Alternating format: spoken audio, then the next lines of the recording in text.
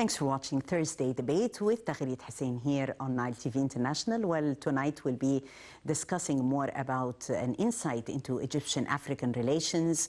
His Excellency, the Burundian president, had arrived in Egypt and held talks and also a press conference with President Abdel Fattah al-Sisi on discussions on further cooperation as well as developments in Africa. We know that the relations between Egypt and Burundi are deep-rooted historic relations that bind the two countries, and also a high level of cooperation between both nations, Egypt and Burundi, not only because of the African geographic connection, but also because it is one of the Nile Basin countries. Egypt has been the gateway and the axis of the African continent since the ancient times.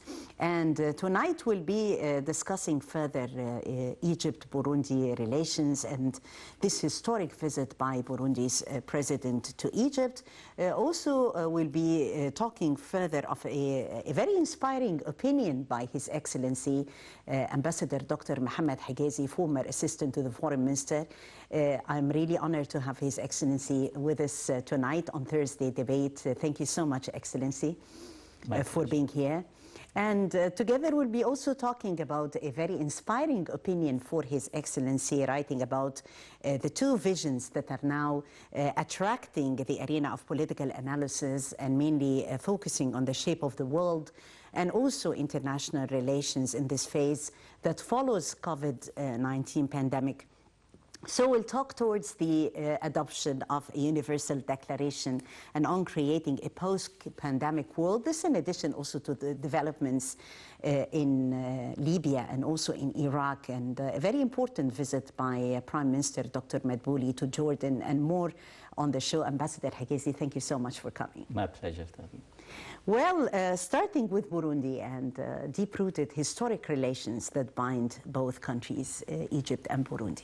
Indeed, Tagarib, Burundi is a Nile Basin country which Egypt has enjoyed ties over their past history, and since independence, Egypt was supportive to the development in Burundi, and I think today signing 6 agreements between the two countries add to the value of this relation and the multifaceted cooperation that we can identify. Of course, the integrated plan for water resources in Burundi, and Egyptian companies were invited by the Burundi's president to invest in the country. It's a country with huge resources. Water is just one part of our cooperation, but we have moved in this 6 agreements to education, culture, exchange of diplomatic visas between the two parties, as well as the previous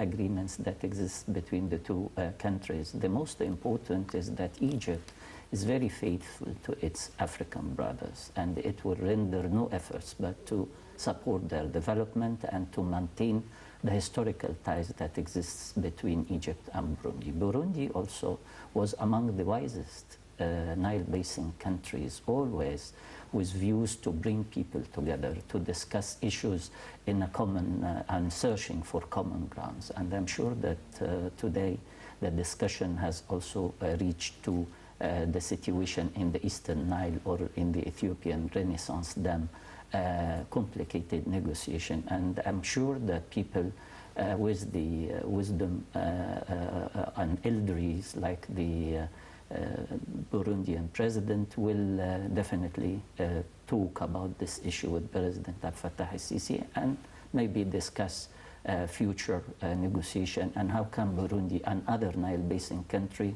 particularly if today the DRC, the Democratic Republic of Congo President Felix Tshisekedi, who was in Cairo a couple of weeks ago, will move to interfere in this very important negotiation to deblock the current stalemate and move further to find a solution that can be beneficial to both Ethiopia, Sudan and Egypt, and to avert a confrontation that no one really seeks. The cooperation is and the negotiation is the name of this situation, and I think what Egypt has offered in Washington was enough to reach an agreement. I'm sure that the Burundi's president, with his ties with all Nile Basin countries, can add to the common position of African countries to develop their resources, and I think the Nile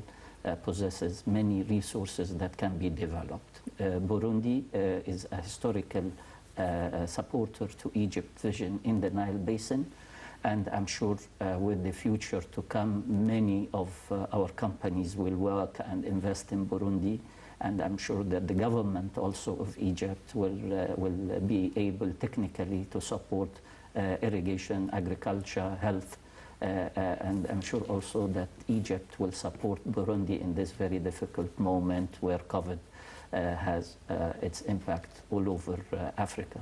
Yes, there is also an important dimension, Your Excellency, concerning the training of cadres. And for instance, we here at the Media Authority, we have a special African Institute for training our African brothers, talking the media-wise, the technical point of view. This is also an addition and a dimension in our relations. Thank you very much, Tagri, to raise that. I'm sure that the Ministry of Foreign Affairs, with its apparatus and discussions that is going on now to improve and to develop and to support African training programs all over all disciplines, as here in the media house, as in Maspero, we have also developed many training programs in all disciplines, and I'm sure that in health care in particular there is an opportunity, but also Egypt in water resources, in agriculture, in electricity, power gridding and connectivity, in railways and in infrastructure in particular. The two presidents today refer to infrastructure as the key to development, and we do agree that the projects that Egypt is undertaking all over Africa, say for example in the Nile Basin, we are constructing one of the largest high dams in Tanzania with 3.5 billion US dollar value in Stedley George Heights, and I'm sure that this shows that Egypt can contribute to the benefit of our Nile Basin countries, and I'm sure that the integrated water plan that has been committed today in the agreement between the two countries will add to Burundi's development. And in general, the president of Burundi referred to infrastructure as a key area where Egyptian companies, which I encourage very much to work not only in Burundi but all over Africa, even in the Renaissance Dam issue. Remember that we always discuss the possibility of regional cooperation where power grid connectivity, railways, roadways, where water will become part of a larger scheme of cooperation. This is how we should develop the Nile, as an integrated ecosystem, not as individuals, and where national security will give way to collective water security. Yes, definitely the year also where Egypt was the chairperson of the African Union has been a very fruitful year, and we find in discussions with the President Abdel Fattah al-Sisi, the African leaders are always commending and appreciating the fruitful role that Egypt has played. And here we go, after this year, Egypt continues this sense of support to the African continent. I recall the role Egypt has played during this very important year of its presidency to the African Union, which is the free trade area. Yeah, the continental free trade area. The continental free trade area. This was one of Africa, the most important move, where we will create the largest market worldwide, and I'm sure that we have contributed to this dream of one Africa, of moving Africa further to achieve all its goals. I'm sure also that we can, together in all governmental bodies, do apply our African obligations, being it here in Maspero or in all ministries. Everyone can do something to Africa in his own merits, say in the health sector, in the agriculture, in the irrigation, training, sending experts, investing in Africa. Our private sector also has to carry its responsibility and move further into creating joint ventures and invest in Africa, where everybody is trying to find a place now. Africa is the most and the fastest growing continent. It's the future. And I'm sure that this is very well noticed by many Egyptians, as well as the presidency. And I'm sure that what has been accomplished in 2019 during our presidency has to be followed. And this is what we are witnessing today, where the African presidents are keep coming to their second home in Egypt. And there has been a sense of coordination as we attended the Aswan Forum, and we've seen this sense of coordination among the African leaders and working towards the noble goal, the Africa that we aspire. I agreed. I followed your participation and the most important events that took place in Aswan. This forum, as I was in Germany, the Munich Security Conference discusses issues pertaining to Europe. Aswan Forum discusses issues pertaining to Africa from an African perspective. So the outcome of Aswan Forum is an African outcome, where we understand our issues, where we understand and suggest solutions that really pertain to African agenda. So I think Aswan Forum will continue, though this year in virtual format, but in the very near future, inshallah, we'll move into bringing all the leaders to discuss their issues. And then the dream of one Africa can happen, and the dream of discussing African issues to silence the gun and to stop illegal immigration, displacement, and to bring Africa as one strong partner and bloc at international scenery. Yes, very important from African cooperation to the Arab cooperation, and it has been a very important visit paid by Prime Minister Dr. Mustafa Madbouli to Jordan, and you can see how it reflects this fraternal relations, conveying a message from President Abdel Fattah al-Sisi to the Jordanian monarch. Yes. You could feel this fraternal relations that bind both countries, Egypt and Jordan. Yes, I served as ambassador in Jordan, yes. And I know how close the two countries are, and the very important visit of Dr.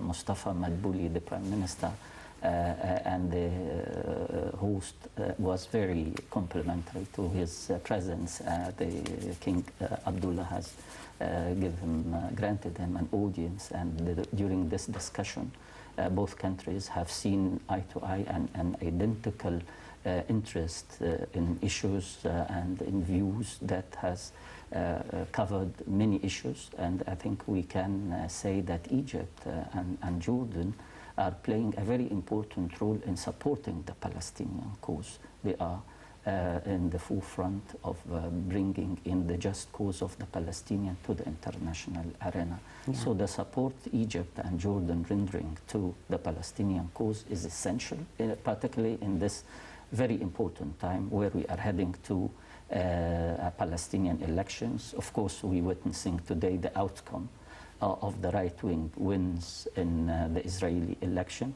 And we hope that the support Egypt and Jordan and the rest of the Arab world rendering to the Palestinian cause will bring us to the hope for the two-state solution with a national statehood to Palestine, with East Jerusalem as its capital. Yes. Besides, of course, the 29th session of the High Commission between Egypt and Jordan, presided by the two prime ministers, is a manifestation in itself of the steady flow of the relations, because it has its meetings regularly held.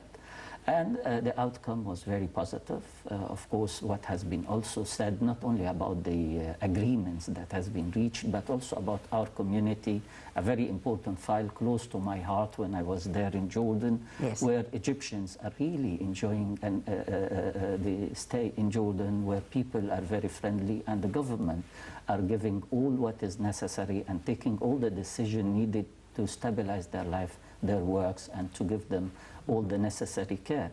This is Jordan to me, and this is Jordan to Egypt. And I hope that the new tripartite... We can see here excerpts, Your Excellency, of this important meeting that was held in Jordan, where yes.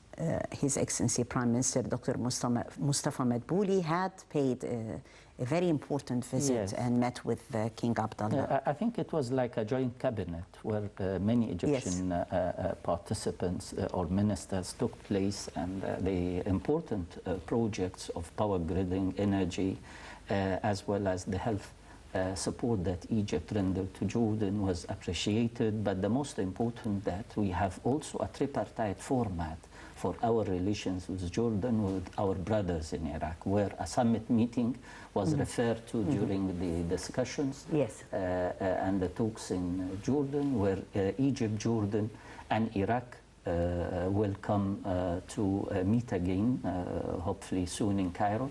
In August, Jordan hosted the summit meeting where President Abdel Fattah al-Sisi, Prime Minister of Iraq, and King Abdullah of Jordan held their summit. And this relations will go to create a zone of cooperation in the Levant and the area where we hope stability will prevail when Syria comes out of its dilemma. So Egypt, Iraq, and Jordan are connecting together and give us hope that Arab unity is not far away, because I can see and visualize with you, Taghreed, that Egypt, Jordan, and Iraq is an important axe of cooperation. If we can talk about the stability that we are witnessing in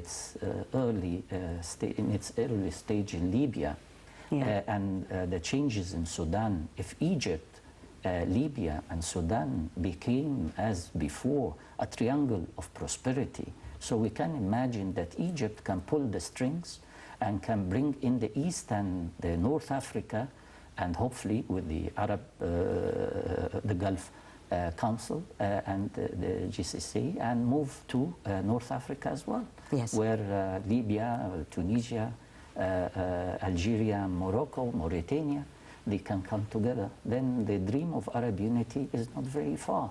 And the major player is always Egypt, where our agenda is always a clean and clear agenda to the interest of the Arab world. Today with Jordan and Iraq, tomorrow with Libya and Sudan. And then, of course, our national security identified with the Gulf states' national security. We can bring together some sort of an Arab dialogue. Even I can go further to the talks that has been evolving between Egypt and Turkey. Then the stabilization of the Middle East and the region is our duties. Egypt carries its responsibility in the Eastern Mediterranean, in the Libyan file, and in bringing in Arab countries together. So we can talk about Egypt, Jordan, and Iraq. We can talk Egypt, Libya, and Sudan, and we can talk Egypt, Nile Basin. We can talk Egypt, Eastern Mediterranean, where we have suggested and hosted and created, along with our brothers in the Eastern Mediterranean and partners in Europe, a scheme of cooperation where gas can be, as we said once, Taghreed, a catalyst for cooperation, where gas discoveries can bring us all together in the Eastern Mediterranean. This is what Egypt is doing in its regional responsibility or regional role. And I'm sure that we are not far away, as long as we have determination and we have leadership with wisdom and respect worldwide. Definitely, we have leadership with wisdom and respect worldwide. We touched upon our role and our foreign policy, which is mainly aiming at the dream of Arab unity, taking from your words, Ambassador. So the vision vis-a-vis achieving this dream, in your opinion? As you mentioned, Taghreed, the infrastructure, connectivity, roadways, railways, culture connectivity.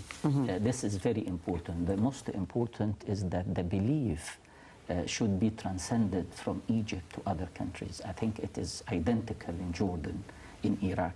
Tomorrow, I hope Syria will come back to play its lawful role in the Arab League and take place when a political process can be envisaged and starts to bring the Syrian government with the opposition who are not carrying guns against the country. So Syria is an important part of Arab unity. If we can talk about the Levant, Lebanon, after we hope it will stabilize its situation, so we can bring the eastern part of the Arab world together, and of course with the GCC and moving to North Africa, where the triangle to me is a bit there.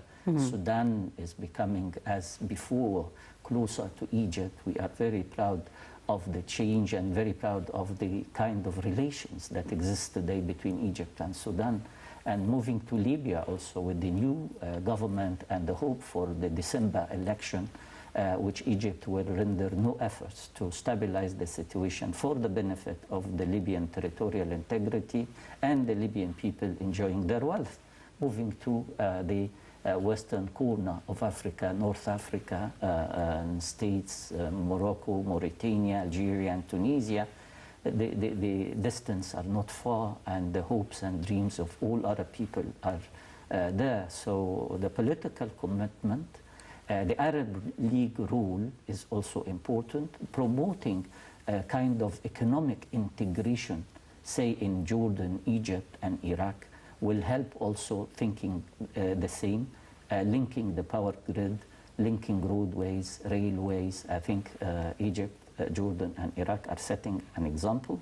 If the situation in Syria stabilizes, we add Syria to the equation. Of course, Lebanon will come out of its political dilemma pretty soon, I hope, and we can move further to hope about Egypt, Libya, and Sudan, and it's Egypt cornerstone for Arab unity, always. Yes, always Egypt is a cornerstone for Arab unity.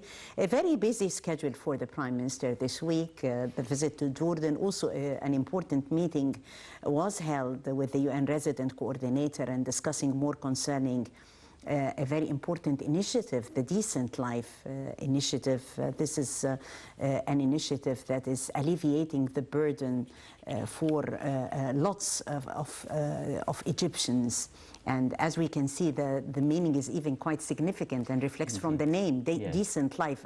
Decent and dignified life. And dignified this life. Is, Tahrir, to me, is a social revolution. Yeah. When you talk about developing the countryside, you are developing 60% or 70% even of your population.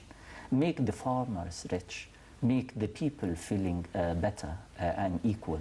Yes. And this is for many decades a lost cause where nobody paid attention to the countryside, but now. And Upper Egypt. And Upper Egypt in particular. We have dignified or decent life. We have the Upper Egypt development projects. We have initiatives that is of a social, health, education, all working together now in decent life. 4,700 projects are, 4,700 villages are called to be developed. In the first stage, 1,500, so it is important, and I'm sure, as I described it, a social revolution. Yeah. Let's watch more here concerning this report that highlights the Prime Minister's meeting with Mrs. Benova, discussing this sense of a social revolution, as Ambassador Hegazy said, namely Decent Life initiative.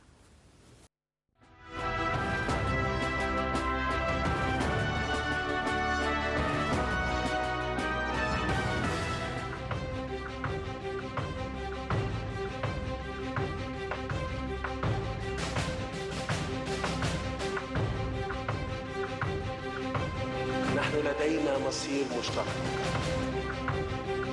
مصر تسلمت الرئاسة الدورية للاتحاد الإفريقي لعام 2019 وتتطلع كعادتها دوما للتعبير عن شواغل الشعوب الإفريقية الشقيقة الرامية لتحقيق الاستقرار والتقدم ودفع عجلة التنمية قدما. إذا كنتم ترغبون في تغيير وجه القارة الأفريقية، فالاتحاد الإفريقي كقيادة تستطيع أن تعمل وتدرس بشكل مركزي لمشروع عملاق لبناء بنية أساسية على مستوى أنا أتصور أن الأمن والاستقرار استثمار. إذا لم تستقر هذه القارة والأمن فيها بمعدلاته عالية، هذا الأمر سينعكس بالسلب علينا كلنا.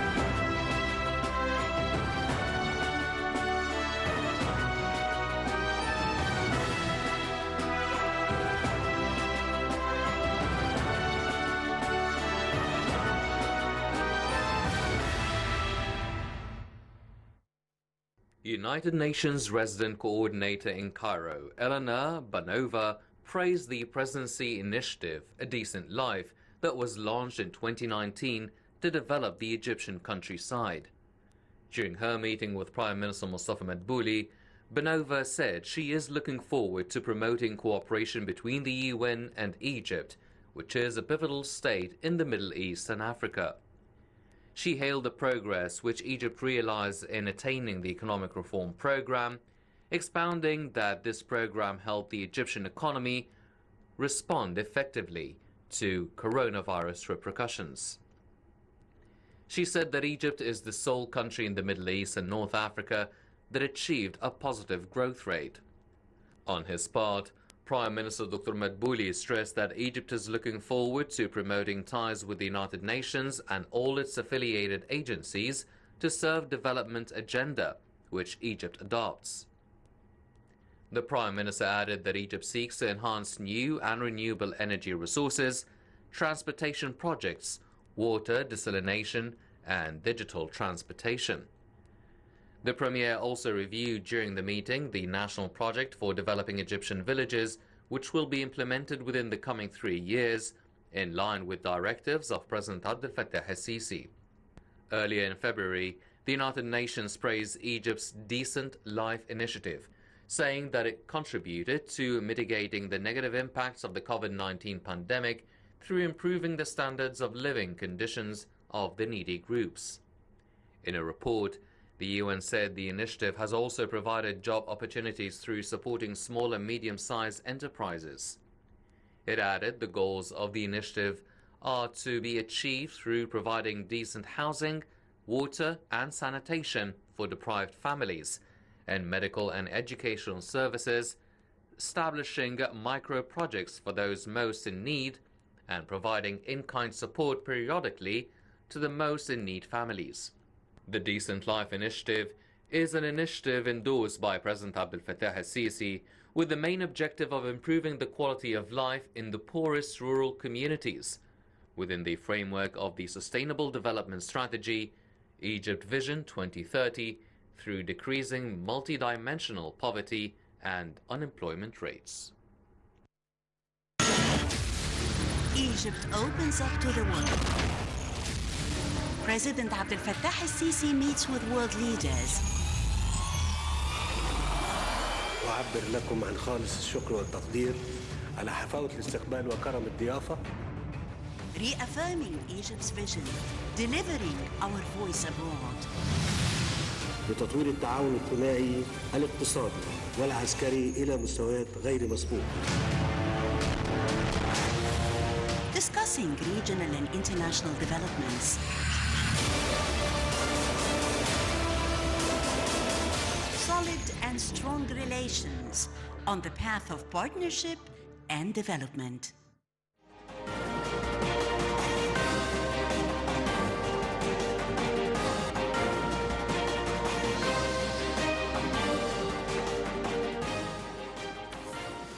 Ambassador, back and talking about the two visions that you've wisely presented at Egypt's Daily News, and you talked about two visions that are now attracting the arena of political analysis, and mainly while we are fighting COVID, we need to think of tomorrow and putting down this sense of visions. The first vision, you said, is quite hopeful, and is quite ambitious, and it is laying the foundations for a new international, or form, let me say, of international relations. So talking about post-COVID has been like on debate for many and different entities.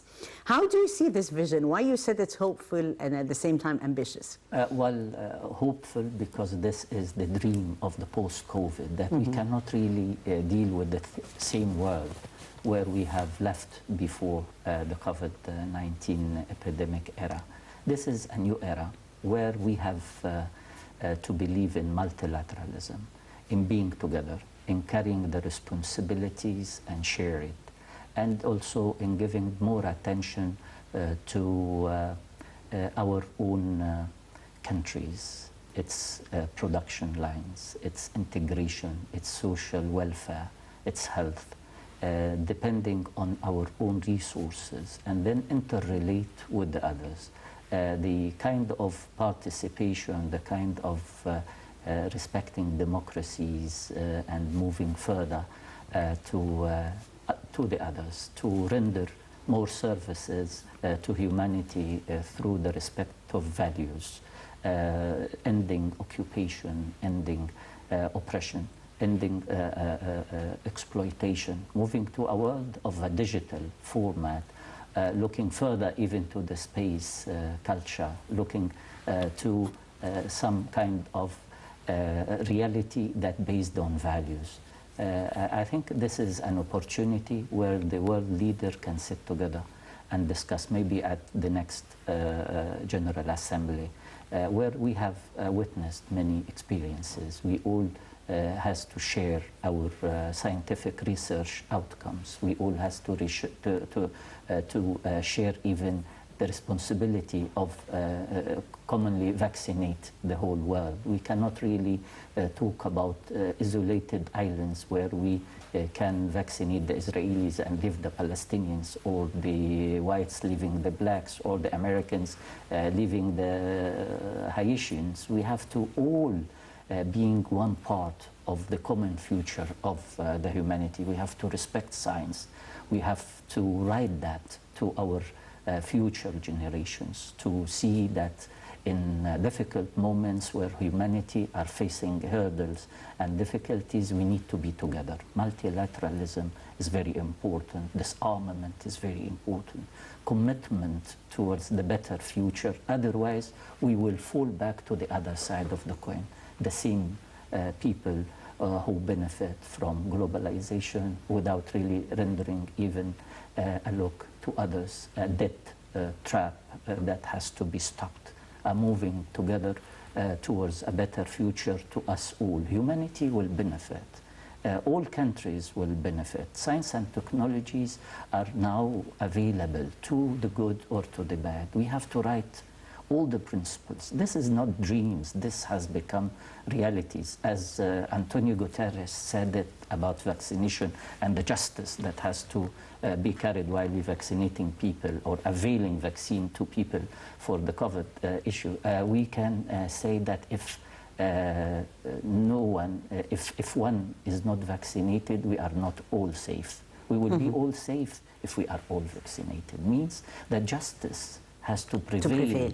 Not only in this field, but also in exchanging of resources, exchanging of science and technologies. Otherwise, the other people will come back to oppress, to control, to fool you into traps, and to economic exploitation and social injustice, and of course, lack of leadership, lack of democracy, lack of human rights, and we will fall into the same stagnated trap that we were before the COVID. So let us move to write a declaration all together, and we can add and amend and modify by our elders, our people, our leaderships in the General Assembly. Let us design it for us, or if not for us, for our future generation. The French Revolution, for example, was fallen again to the monarchy, but the principles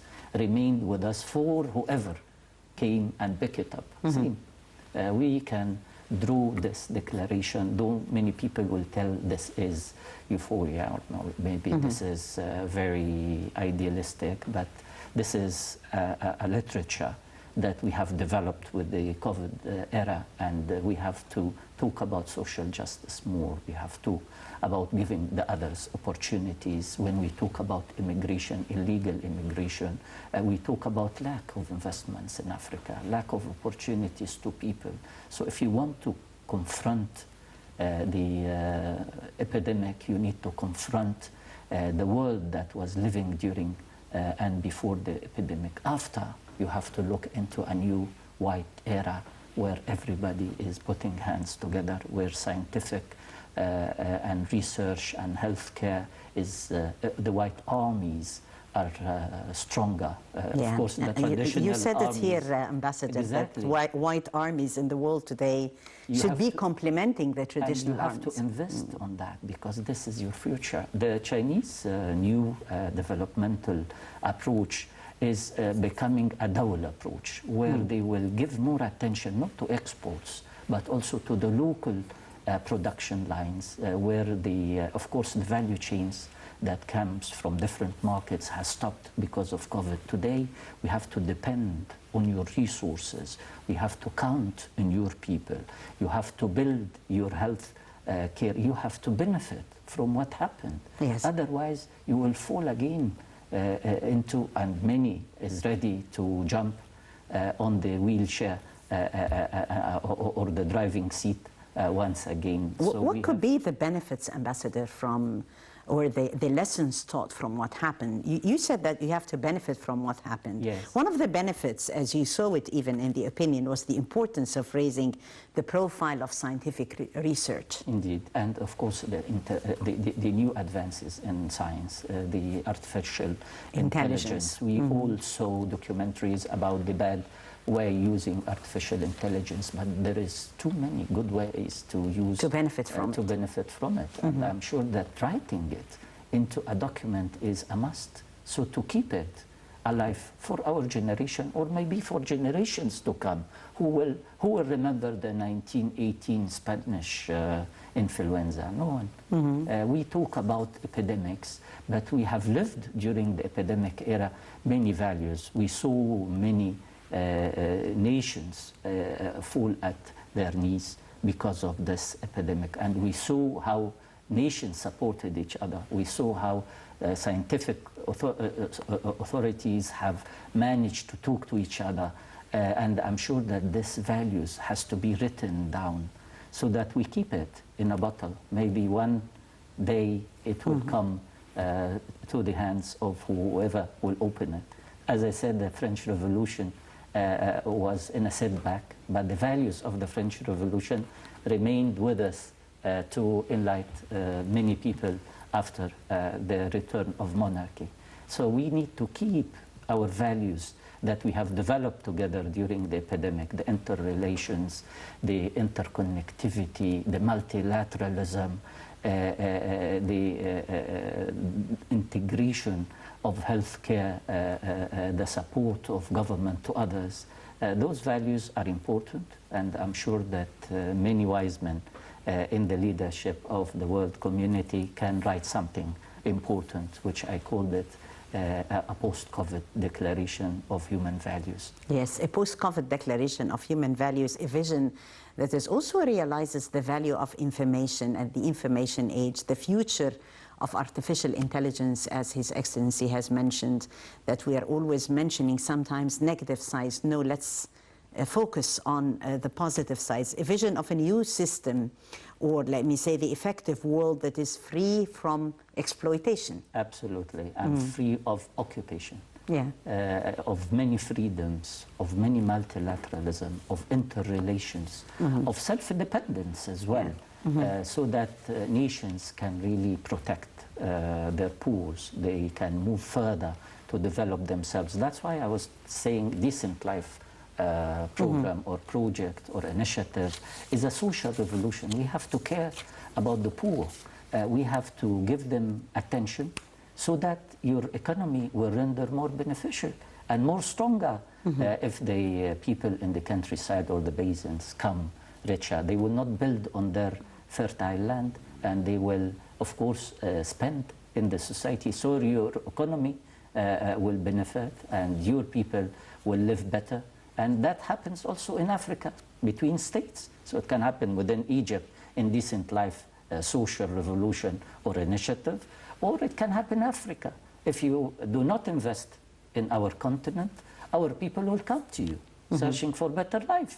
Yes. So you make it happen, and I think this is the approach of President Abdel Fattah al-Sisi when he always talk about invest in Africa so people will not come to you. And of course, extremism will remain at low because no one really will seek money from joining extremist groups, and will definitely think about his well-being, his future, his work. So investing in Africa is very important. But what is more important is what we are doing in Africa. We are integrating our economic blocks. We are joining hands together.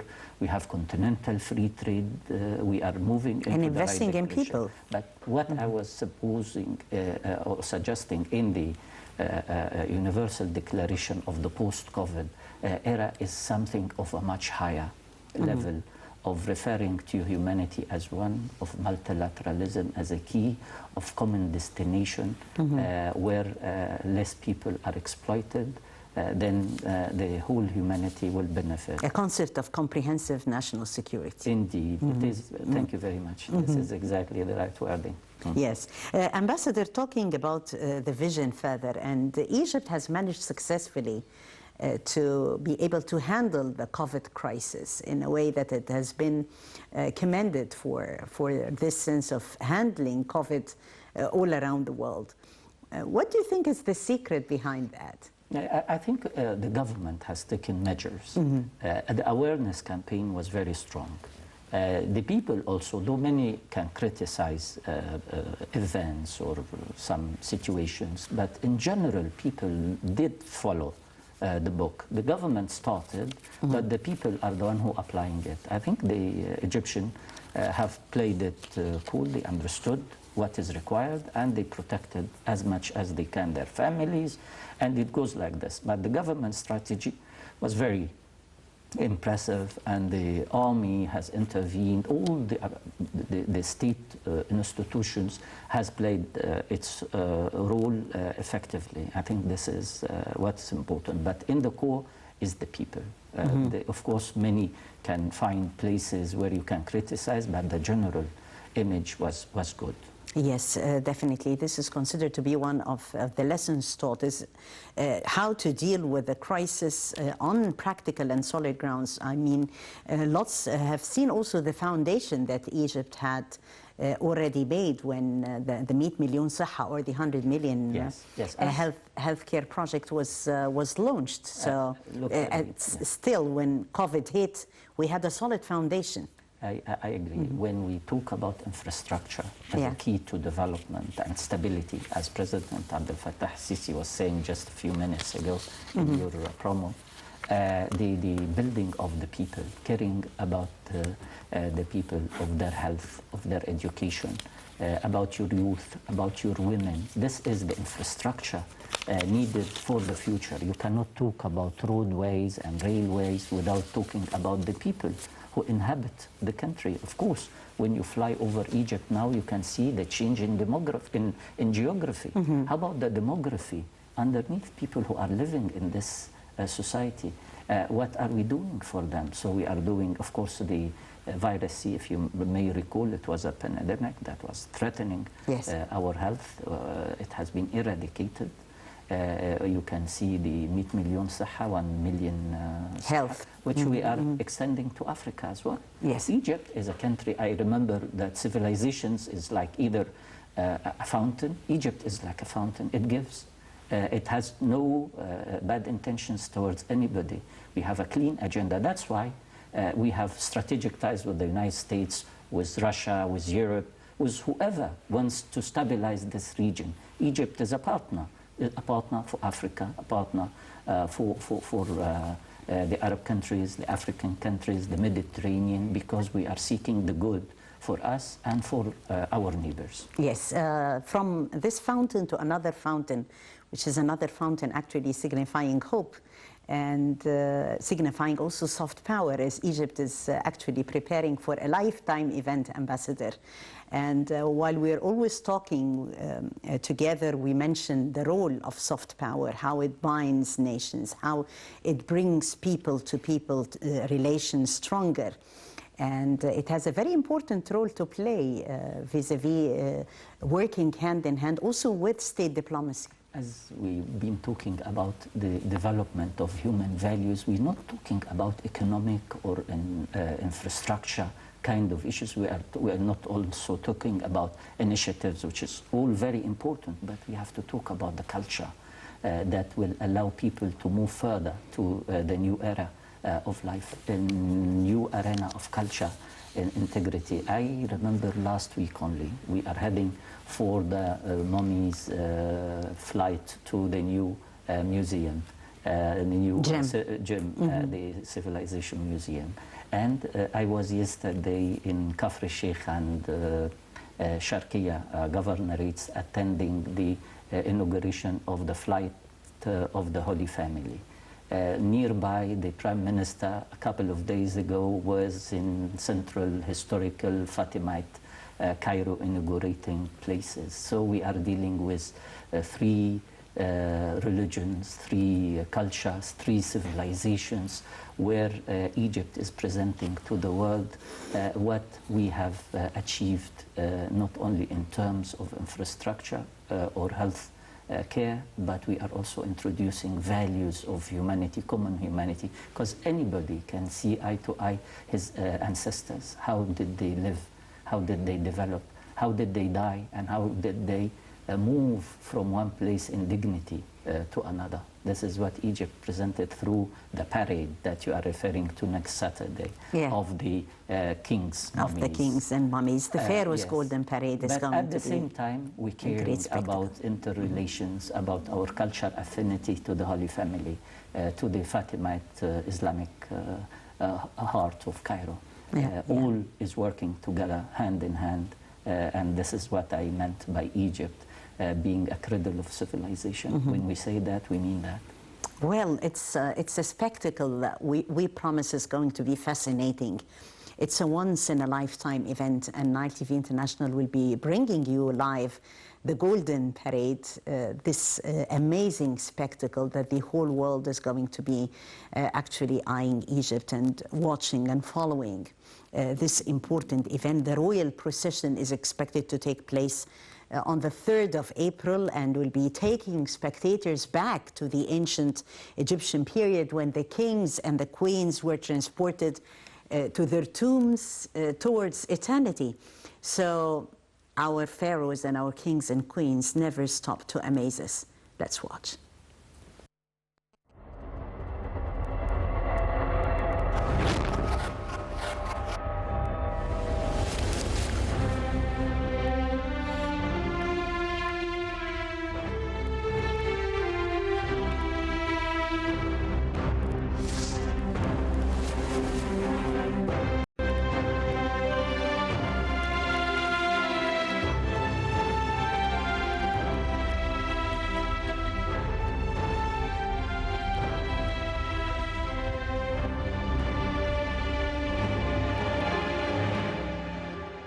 The Tourism and Antiquities Ministry announced that 22 royal Egyptian mummies are set to be transferred to the National Museum of Egyptian Civilization in a much-awaited parade on the streets of Cairo on April 3rd.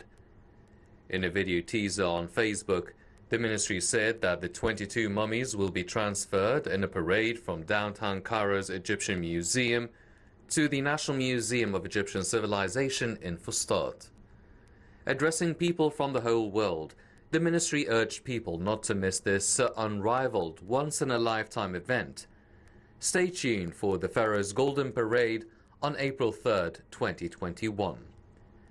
The royal mummies, along with 17 royal sarcophagi from the 17th, 18th, 19th and 20th dynasties, will be transported to the museum, including 18 mummies of kings and 4 of queens. The mummies include those of King Ramses II, Seti I, Sekeneneri, and Thutmose III, as well as Queens Hatshepsut, Meritamun, and wife of King Amenhotep I, and Ahmose Nefertari, the wife of King Ahmose. While no details have been revealed by the ministry, it is expected that the royal procession that will take place in the first week of April will take spectators back to the ancient Egyptian period, when kings and queens were transported to their tombs towards eternity. The new procession will see the royal mummies transported on the Nile and then accompanied by chariots and horses. Work has been underway in the past few years in the NMEC to ensure the halls of the museum are equipped to receive the mummies and sarcophagi.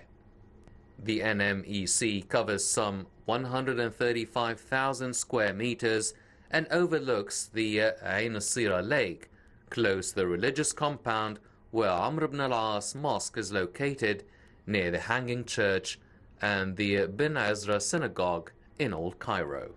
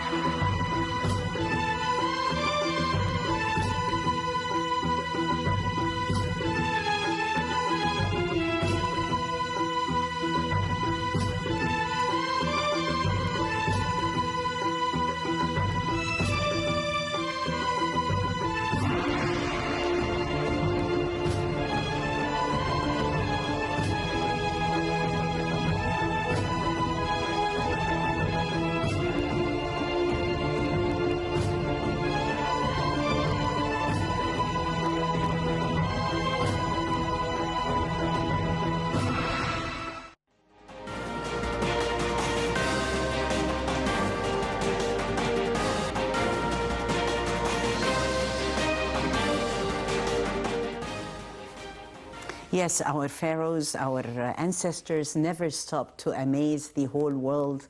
Ambassador, in a minute, and as we are wrapping, definitely this is the best way to market Egypt all over the world. Indeed, we're marketing Egypt, we're marketing value of humanities. We are sharing with the human society, we're sharing their culture, because this is not only ours, this is how our ancestors lived. That's why you see Egyptology all over universities, all over countries, because they can see the commonality and connectivity and synergies between themselves as human beings and us here in Egypt. The secrets of human beings are always in these countries. Out of Egypt happened everything. All religions stemmed from this sacred country. Yes, so the secrets of the Egyptian pharaohs is that information up to the present moment is there relieved, and more secrets unveiled since thousands of years ago. I thank you so much,